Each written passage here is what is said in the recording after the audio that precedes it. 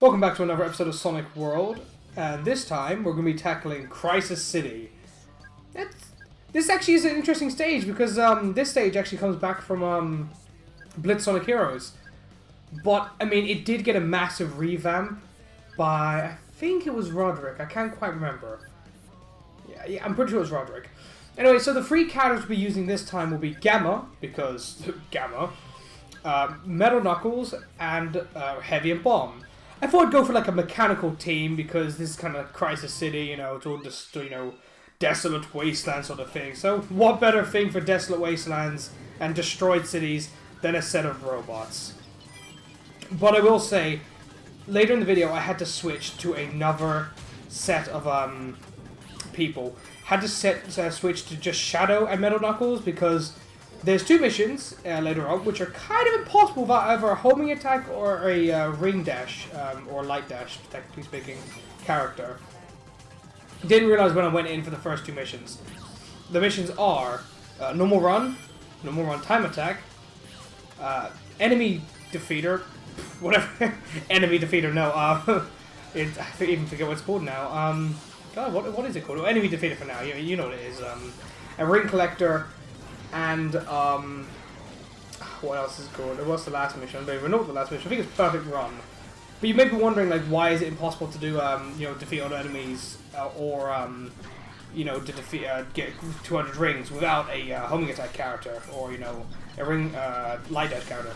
Well, the reason being is because not only are they that, but they're also timed missions, which is a real pain to try and do with, you know, characters that require to aim or like to singularly hit the enemy. And I did try quite a few times. I tried like 7 times, just couldn't get it down. I don't know if it's just because I suck at the game, probably. But you know, that's so I'm going to be using Shadow later on anyway. So yeah, whatever. This stage is actually probably one of the longest in the game as well. Like, I mean, I don't know if it's just like the way the stage is laid out. But like this is probably one of the longest stages, and I am very happy with like the revamp that it got, because like I remember there was a time where basically it was just mainly a it was like mainly a 2D section, but of course since we don't have 2D sections in Sonic World, we had to like get rid of that if we wanted to have it properly in Sonic World. So yeah, that it was increased by like 5 times in like length, so, and I'm glad it did. It's like it's an awesome stage to play on, but geez, long. And of course, this stage is originally from Sonic the Hedgehog 2006. For those who don't know, that's probably considered one of the worst, if not the worst, by some, but not by others. Some people consider Sonic Boom now to be the worst game, but also there's a little secret path here not many people know about. I wanted to showcase it here. But also, yeah, so this stage is from Sonic the Hedgehog 2006, and I think is now that I've actually played 06, right, or at least I've played Crisis City for I played for, I think it's Shadows. Actually, I think I played them for all of them now. I'm not done with Sonic 06 yet. I've still got to do Silver and Shadow storyline fully the rest of the way. But like after playing Sonic's one especially, like I really appreciate this stage now, because the Crisis City in Sonic 06 is a really nice stage, except for a few key points, specifically being the Mach Speed section, which is just annoying as hell. Like, I mean, the Wave Ocean Mach Speed section in Sonic 06 wasn't that bad, but nope, this one was terrible. But yeah, so luckily we don't have any Mach Speed sections in this in here, which is good for us, really. Trust me, you would not want a Mach Speed section in this level here. Anyway, so what we did is you know, we made a stage which is basically reminiscent of the original stage, but, you know, obviously we don't have stuff exploding everywhere like the original stage did, and not nearly as many rails as the original stage did. In fact, I don't think this stage actually has any rails, which is actually quite funny, because in the original 2006 stage, it was full of rails, like completely full of rails, everywhere. And, you know, but I mean, geez. Comparing this stage to Sonic 2006 is just like, it's hard to explain, because like, I mean, for those who've actually played 2006, they know what it's like.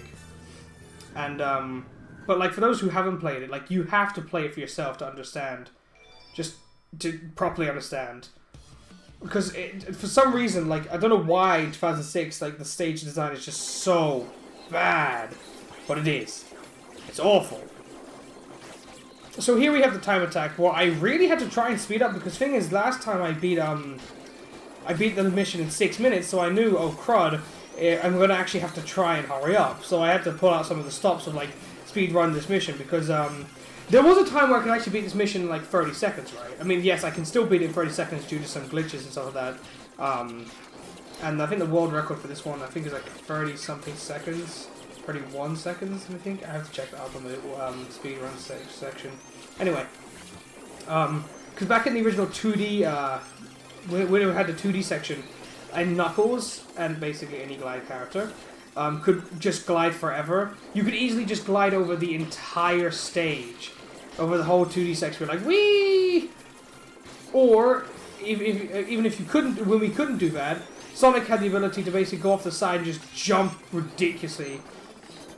Also, that gives us an S rank, which will give us 55 emblems, which unlocks Emerl, the final character on the list for release number 7.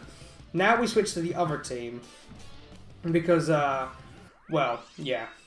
Anyway, so yeah, now we've got all the characters in the thing. The only objective left now is to get super forms. Now you may be thinking, well, this is a time attack mission, so obviously I'm going to get an S. Funny thing. This is the first time in this playthrough where I did not get an S for time attack. And I don't know why. Maybe it's because there's so many enemies and it takes so much time to get them all, but I just didn't get an S. Which means I only got 1 emblem, and it ended up only getting 1 emblem for the rest of the thing, which led to me not getting enough emblems for super forms. So unfortunately, super forms will come with the first mission of the next episode. Which means next episode, which I believe is Metal Harbor. See at the end of the video, but I'm pretty sure it's Metal Harbor. It means Metal Harbor may be the first time we get to see super forms, and I might just play as well, I'm going to play as Sonic, obviously, as one of the team members to show off, you know, that super form. I'm going to choose 3 characters who do actually have super forms, as to give a bit more, you know, what I don't know what it's called. Basically, a bit more clarity towards the actual super forms, because obviously I don't want to just show off, you know, no super forms. Because the characters who don't actually have proper super forms only get little sparkles, right? And there's literally no point in just showing, you see, there's an A rank, not an S rank. Sad for me. See, 56 emblems. You get super forms at 60. Yeah, but I want to show off 3 characters that actually do have super forms.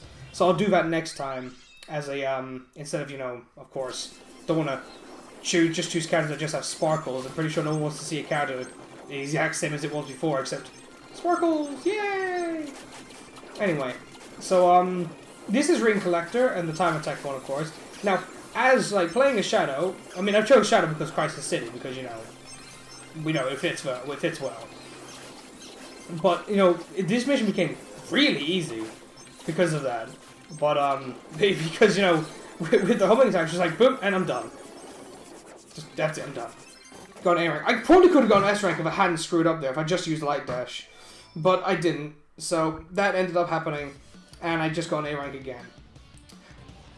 Then I switched back to the previous team I had before, and for Perfect Run, I went ahead and just did, you know, my team I had originally. Since, you know, there was no reason to rush this time, so I just had to, you know, just go for the stage normally. No, like, completing an objective in some amount of time or whatever, so that. You know, I think the missions we actually do have are quite diverse, and there's quite a few to go through, so I'm glad that we have, like, a different mission diversity, because, you know, this game has, like, 22 levels in the standard gameplay, and that means, like, every single level has to have a good set of missions which, you know, fit the gameplay well, and give you entertainment over the course of 22 missions. Like, let's say each level takes about, like, half an hour to play for all 5 missions, right? We're talking maybe, like, I don't know, 7 minutes per level? No, not 7 minutes, that doesn't sound right. Like 6 minutes, just say like 6 minutes on average for each level. Or even, let's say 4 minutes for each mission. Just because of the quick stages, like treasure hunting stages and other boss stages, stuff like that. So like, you're looking at maybe like 4 minutes on average per stage. And that gives you what? 4 times by 5, 20 minutes? 20 minutes per stage, 22 stages? You're looking at like 400 minutes, so like, you know, quite a few hours. Also, weird merge there. Also, just get S rank. But that'll have to wrap us up for today with 59 emblems. So close! But let's see, the next episode will be Crisis City, going on to Metal Harbor. I was right. Got some interesting missions there.